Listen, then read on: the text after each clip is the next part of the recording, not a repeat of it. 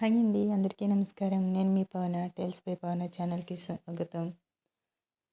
మానసవీణ తర్వాయి భాగంలోకి వెళ్ళిపోయే ముందు ఫ్రెండ్స్, ఒక చిన్న రిక్వెస్ట్ మీ అందరికీ మళ్ళీ అడుగుతున్నాను. ఫస్ట్ టైం చూస్తున్న వాళ్ళు తప్పనిసరిగా సబ్స్క్రైబ్ చేసుకోండి. అలాగే నచ్చిందంటే, నా అప్డేట్ నచ్చిందంటే కామెంట్ చేయండి, లైక్ చేయండి, షేర్ చేయండి. ఇంకా కథలోకి వెళ్ళిపోదాం. ఆ రోజు నువ్వు సినిమా నుండి వస్తుంటే నిన్ను కొట్టిన వాళ్ళు ఎవరో నువ్వు గుర్తించగలిగితే ఇంత బాధపడాల్సి వచ్చేది కాదు నీలేషు. తక్షణం వాళ్లను జైలుకు పంపి ఉరిశిక్ష వేయించేవారు మీ నాన్న అనింది వసుంధర. నీకెవరి మీదైనా అనుమానం లేదా బాబు? ఇదివరకే ఎన్నోసార్లు అడిగిన ప్రశ్నే మళ్ళీ మళ్ళీ అడిగింది. లేదమ్మా, ఎవరి మీద లేదు. అసలు నేను ఎవరికేం అపకారం చేశానని నా మీద పగబడతారు? ఆ చీకట్లో నన్ను సరిగ్గా పోల్చుకోలేక ఇంకెవరినో అనుకుని ఆ పని చేసుంటారు అని నా ఉద్దేశం అన్నాడు నీలేష్. కాదు బాబు, కాదు. నువ్వు హాస్పిటల్లో చావు బతుకుల్లో ఉండగానే ఒక అర్ధరాత్రి 2 నీడలు నీ కిటికీ దగ్గర కదిలాయని నర్సు చూసి కేకవేయగా వాళ్ళు ఆ గోడ దూకి పారిపోయారని చెప్పింది. ఆ ప్రమాదం ఏదో పొరపాటున జరిగింది కాదు, కావాలనే జరిగింది. పగబట్టిన పాము ప్రతి క్షణం కాటు వేసే ప్రయత్నంలోనే ఉంటుంది. నువ్వు ఈ ఇల్లు దాటి వెళ్తే తిరిగి మా కళ్ళలో ప్రాణాలతో పడతావని నమ్మకం లేదు. అందుకే బాబు నువ్వు ఇల్లు కదలకూడదు అనింది ఆంక్ష. కావాలంటే నీ స్నేహితుల్ని కూడా ఇంటికి రప్పించుకో, సరదాగా కాలక్షేపం కల్పించుకో. ఇల్లు విడిచి బయట వెళ్తానని మాత్రం అనకే. కొడుకు గడ్డం పట్టుకుని ప్రాధేయపడింది వసుంధర.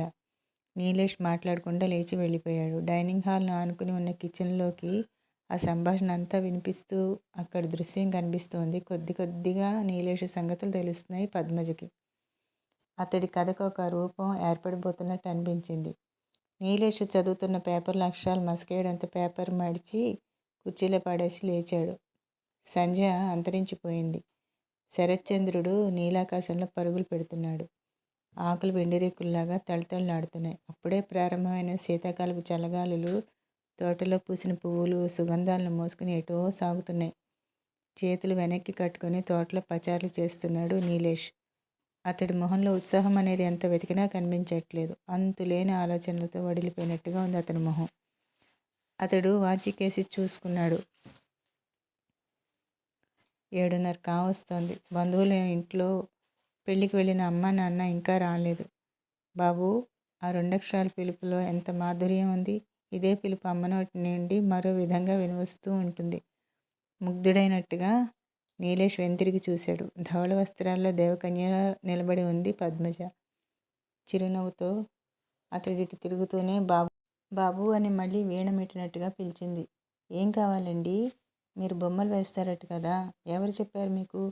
మీ అమ్మగారు అన్నారు. నా బొమ్మలు చూస్తారా? కాదు, నేను ఒక చక్కని దృశ్యం చెప్తాను, మీరు చిత్రిస్తారా అని అడిగింది పద్మజ నీలేష్ని. వర్ణించండి, అతడు ఉత్సాహంగా తల ఊపాడు.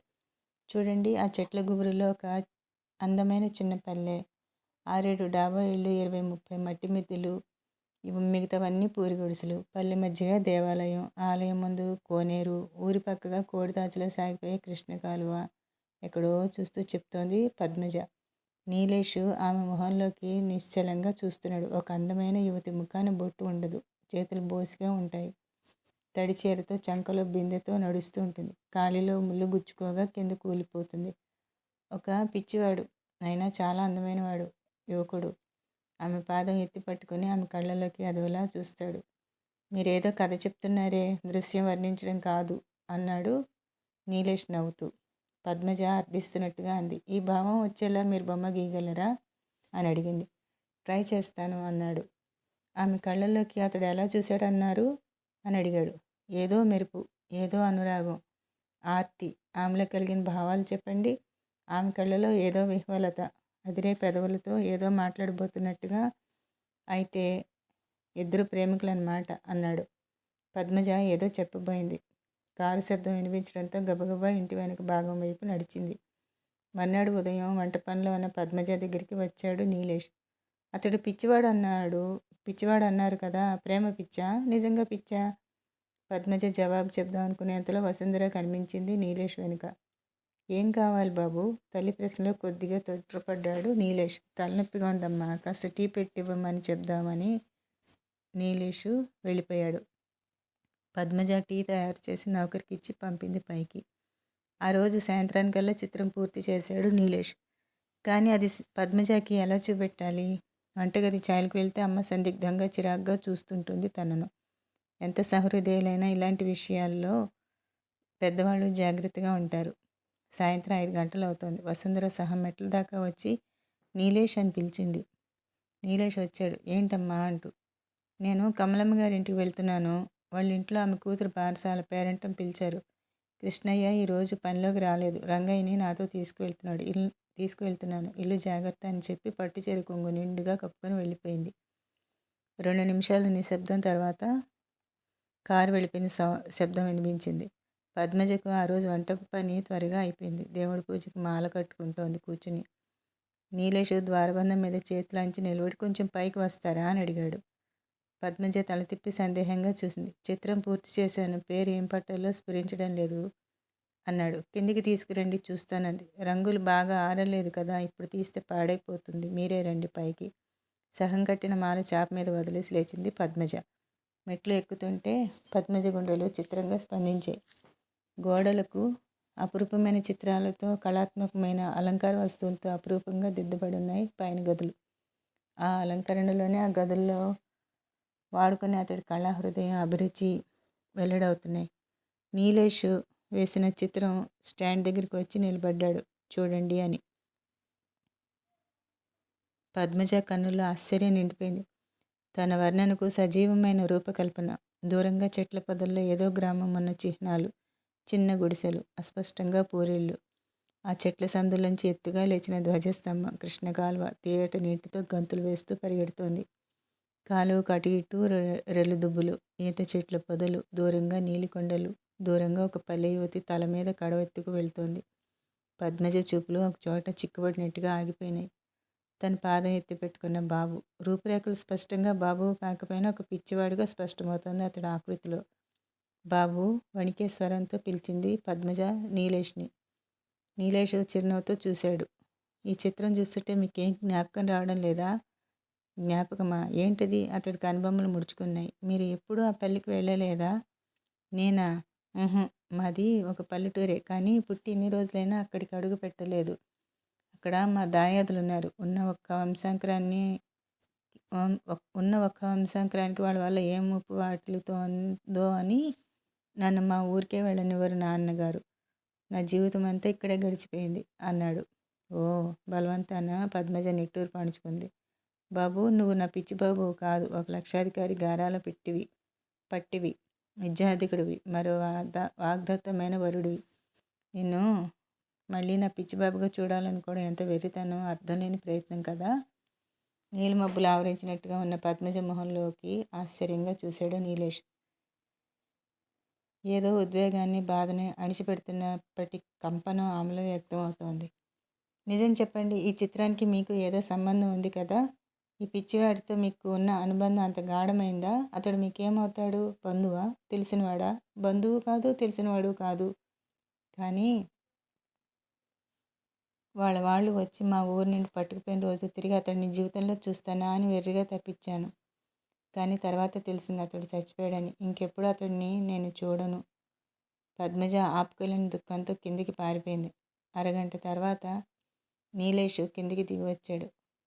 పద్మజ పూజాగృహంలో ఉంది. జాజి పువ్వులు దేవుడి మెళ్ళ అలంకృతమైంది. ఇరుపక్కల జ్యోతులు వెలుగుతున్నాయి. ఎదురుగా కండ్లు మూసుకుని ముకుళిత హస్తాలతో నిటారుగా కూర్చుని ఉంది పద్మజ. నీలేష్ 2 నిమిషాలు నిశ్శబ్దంగా నిలబడి వెళ్ళిపోయాడు. మర్నాడు సాయంకాలం తోటలో మందారం పక్కగా ఈజీ చైర్ వేసుకుని ఏదో పత్రిక తిరిగేస్తూ చాలాసేపు జాజి పువ్వులు కోసుకోవడానికి వచ్చే పద్మజ కోసం నిరీక్షిస్తున్నాడా నీలేష్. పెరటి వైపు నుండి వచ్చింది పద్మజ. సవ్వడి కాకుండా పువ్వులు కోయసాగింది. నీలేష్ పేపరు కుర్చీలో పడేసి వచ్చాడు. పందిరికి రెండో వైపు నిలబడి పువ్వులు కోయడంలో సాయం చేస్తూ, పద్మజ గారు, ఒక మాట అడుగుతాను, నిజం చెబుతారా అన్నాడు మంద్రస్వరంతో. ఏమిటండి అంది. నిన్న మీరు ఏదో అన్నారు, సరిగా అర్థం కాలేదు. కానీ ఆ పిచ్చివాడితో మీకున్న అనుబంధం చాలా గాఢమైందని తెలుసుకోగలిగాను. మీకు ఎవరూ లేరని, ఎక్కడ గతిలోకి వచ్చానని చెప్పడం అబద్ధం అనిపిస్తోంది. మీకు అందరూ ఉన్నారనిపిస్తోంది. ఎందుకో ఇంటి నుండి పారిపోయి ఇలా తలదాచుకున్నారు, అవునా అని అడిగాడు. అవును. ఏం జరిగింది? నన్నెంతగా అభిమానంగా చూసుకునే మా అన్నయ్య నేను చేయని తప్పుకు శిక్ష విధించబోయాడు. రెండో పెళ్లి వాడితో నాకు రెండో పెళ్లి తలపెట్టాడు. శాశ్వతంగా సంకెళ్ళు నా చేతులకి పడతాయన్న భయంతో ఇల్లు విడిచాను. మీ పుట్టింటి వాళ్ళు బాగా ఉన్నవాళ్ళేనా? ఆ! మీలా లక్షాధికారులు కాకపోయినా ఆ పల్లెలో పెద్ద భూస్వాములు, శ్రీమంతుల ఇంటి లెక్క. శ్రీమంతుల ఇంటి పిల్లవు ఇలా పరులు పంచిన తలదాచుకోవడం వంటలెక్కగా మారి జీవితం వెళ్ళబుచ్చుకోవడం ఎన్నాళ్ళు? మీ వాళ్ళకి తెలిస్తే ఎంత బాధపడతారు? నీలేష్ సానుభూతిగా చూశాడు. వాళ్ళకి తెలిసే అవకాశం ఎక్కడ? పద్మజ బాధగా నవ్వింది. నాకెప్పుడో పిండి తరపునాడు కూడా వదిలిపెట్టేసే ఉంటాడు అన్నయ్య. అదేంటి? నొచ్చుకున్నాడు నీలేష్. అదంతే బాబు. కాలువలో పడి చచ్చిపోతున్నట్టుగా వాళ్ళు అనుకునేలాగా చీటీ రాసి కాలువ పక్కన పెట్టి మసక చీకట్లో ఆ పల్లె వదిలి పారిపోయి వచ్చాను అంది. మీ వెనుక చాలా బరువైన కథే ఉందన్నమాట. ప్రతి మనిషికి వెనుక ఒక గతం, ఒక కథ ఉండేవే బాబు. కాకపోతే కొందరివి కమ్మగాను, మరికొందరివి వ్యధగాను ఉంటాయి. అవి పిచ్చివాడు. ఏం కావాలి మీకు? ఆ సంగతి నాకంటే మీకే బాగా తెలుసు అన్నాడు. నాకా? ఆకా? నీలేషు విస్తుపోయాడు. అవును బాబు. పద్మజ పువ్వుల బుట్ట స్టూల్ మీద ఉంచి నీలేష్ దగ్గరికి నడిచింది. చేతులెత్తి మృదువుగా అతడి భుజాల మీద ఉంచింది. కళ్ళెత్తి అతడి కళ్ళల్లోకి ఆశగా వీక్షిస్తూ బాబు అని పిలిచింది ఆర్తిగా. బాబు, నువ్వు నన్నెప్పుడూ చూడలేదా అని అడిగింది. ఆమె చర్యకు నివ్వెరపై చూశాడు నీలేష్. నా కళ్ళలో కళ్ళుంచి చూడు బాబు. నీకెవరూ గుర్తు రావడం లేదా? ఆరిపోబోతున్న దీపపు వెలుగులాంటి ఆశ పద్మజ మొహంలో వెలుగుతున్నది. చివరిసారిగా తన ప్రియతముడిని చూసుకుంటున్నట్టుగా చూసింది. రాళ్లనైనా కరిగించగల ఆ చూపుకు చెలించిపోయాడు నీలేష్. కానీ తనను తాను నిగ్రహించుకున్నాడు. మృదువుగా ఆమె చేతుల నుండి భుజాలు తప్పించుకుని ఒక అడుగు వెనక్కి వేశాడు. క్షమించండి, మీ మనసు సరిగ్గా లేనట్టుంది. నేను ఎక్కడా మిమ్మల్ని చూడలేదు. చూసే అవకాశం కూడా లేదు. మీది ఎక్కడో పల్లెటూరు అన్నారు. నేను అసలు ఈ సిటీ విడిచి ఏ పల్లెలోనూ కాలు పెట్టలేదు. మీరు ఎవరి పోలికలో నాలో చూసి భ్రాంతి పడుతున్నట్టున్నారు అన్నాడు. అవును, భ్రాంతి పడ్డాను. ఆ భ్రాంతి ఈ క్షణాన్ని పూర్తిగా తొలగిపోయింది అంది. పద్మజ ఎంత నిబ్బరం చూపుదాం అనుకున్న దుఃఖం కడలి కెరటంలో ఉవ్వెత్తులుగా లేచొచ్చేసింది. ఇక అక్కడ నిలవలేనట్టుగా బుట్ట తీసుకుని వెళ్ళిపోయింది గబగబా. పట్టుచీర కట్టుకుని పూజాగృహంలోకి వచ్చిన వసుంధర దేవుడి ముందు బుట్టలోకి చూసింది. అందులో కట్టిన మాలకు బదులుగా విచ్చుకున్న జాజులు గుప్పుడు మాత్రం ఉన్నాయి. పద్మజ రాకపూర్వం ఆ పువ్వులు అలా పూసి రాలిపోయేవి. ఒక్కరోజు అవి కోసి మాల కట్టే ఓపిక ఉండేది కాదు ఆవిడికి. పద్మజ వచ్చినప్పటి నుండి ఆ పువ్వులు భగవంతుడి గళసీమలో అలంకృతమవుతున్నాయి. ఈ పిల్లకి ఏమైంది ఈరోజు అనుకుంటూ పద్మజ అని పిలిచింది. ఏమిటి అలా ఉన్నావు? ఒంట్లో బాగాలేదా అని అడిగింది. తలనొప్పిగా ఉంది. అందుకేనా దేవుడికి ఈ రోజులు పువ్వుల దండ కరువు చేశావు? దేవుడు చూడు ఎంత బోసిగా కనిపిస్తున్నాడో అంది. తలనొప్పికి టాబ్లెట్ తెచ్చిస్తాను. ఈ కాస్త పూజ చేసుకుని నేను వచ్చేలాగా కాస్త టీ పెట్టుకో అంది.